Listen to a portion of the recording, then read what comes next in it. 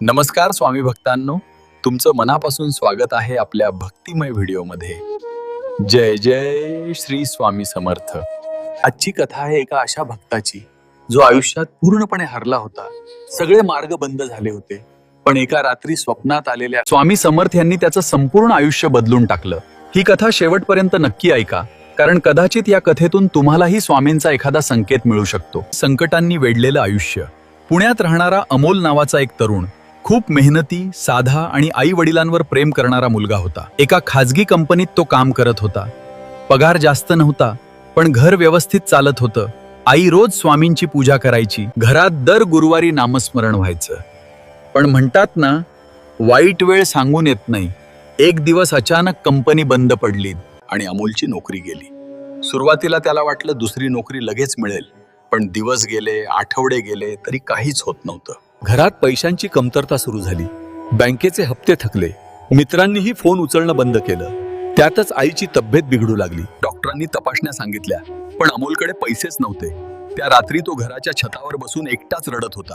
आकाशाकडे पाहून तो म्हणाला, स्वामी, खरंच तुम्ही असाल तर मला एक मार्ग दाखवा. त्या दिवशी खूप उशिरा अमोल झोपला.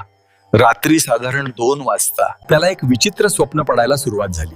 त्याने पाहिलं, तो एका अनोळखी रस्त्यावर चालत होता. संपूर्ण परिसर धुक्यानं भरलेला होता. ना माणूस, ना आवाज. अचानक दूरवर एक तेजस्वी प्रकाश दिसू लागला.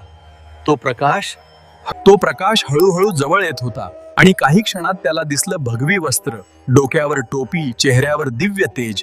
ते होते स्वामी समर्थ. अमोल घाबरला. त्याचे डोळे भरून आले. तो त्यांच्या चरणावर पडला.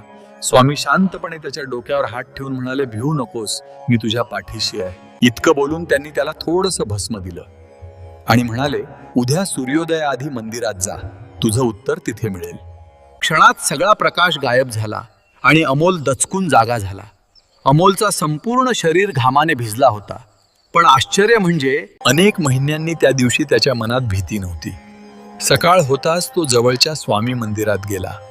मंदिरात फार कमी लोक होते. तो शांतपणे बसून प्रार्थना करू लागला. तेवढ्यात एक वृद्ध साधू त्याच्या जवळ आले. त्यांनी अमोलकडे पाहिलं आणि म्हणाले, काळजी करू नकोस, तुझी परीक्षा आता संपत आली आहे.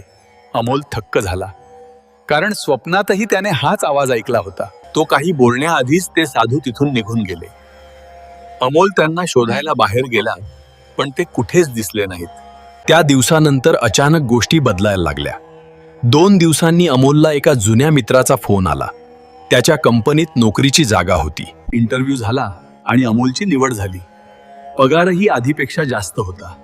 त्याच आठवड्यात आईच्या तपासणीचा रिपोर्टही नॉर्मल आला. अमोल रोज स्वामींच्या फोटोसमोर बसून फक्त एकच गोष्ट म्हणायचा, स्वामी, तुम्ही मला त्या अंधारातून बाहेर काढलं. स्वामी समर्थ आपल्या समोर नेहमी प्रत्यक्ष येतीलच असं नाहीत. कधी ते एखाद्या संकेताने मदत करतात, कधी एखाद्या माणसाच्या रूपात भेटतात, तर कधी फक्त मनात धैर्य निर्माण करतात. पण एक गोष्ट नक्की, ज्याचा स्वामींवर विश्वास असतो त्याला स्वामी कधीच एकटं सोडत नाहीत. पुन्हा भेटू एका नवीन भक्तिमय अनुभवासोबत. जय जय श्री स्वामी समर्थ.